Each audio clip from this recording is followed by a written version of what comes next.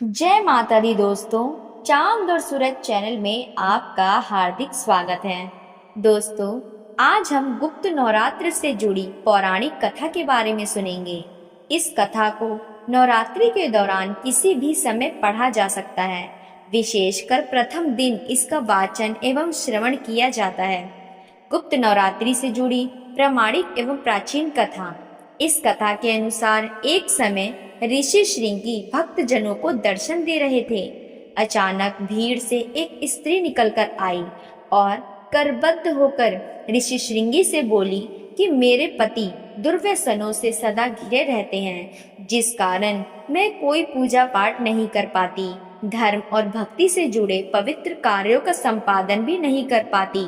यहाँ तक कि ऋषियों को उनके हिस्सों का अन्न भी नहीं समर्पित कर पाती।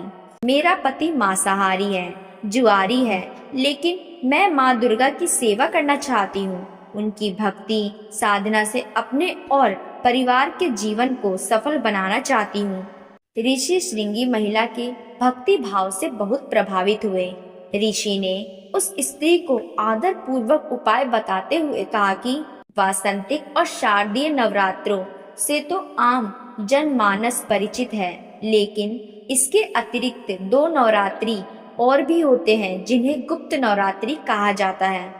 उन्होंने कहा कि प्रकट नवरात्रों में 9 देवियों की उपासना होती है और गुप्त नवरात्रों में 10 महाविद्याओं की साधना की जाती है। इन नवरात्रों को प्रमुख देवी स्वरूप का नाम सर्वस्यकारिणी देवी है।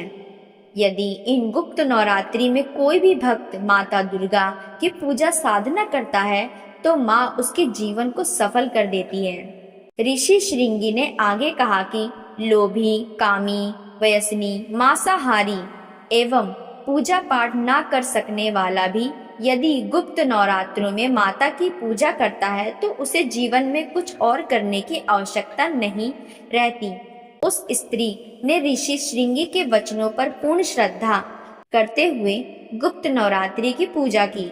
माँ उस पर प्रसन्न हुई और उस स्त्री के जीवन में परिवर्तन आने लगा। उसके घर में सुख शांति आ गई। पति जो गलत रास्ते पर था सही मार्ग पर आ गया। गुप्त नवरात्रि की माता की आराधना करने से उनका जीवन पुण्य खिल उठा। बोलो जय माता दी।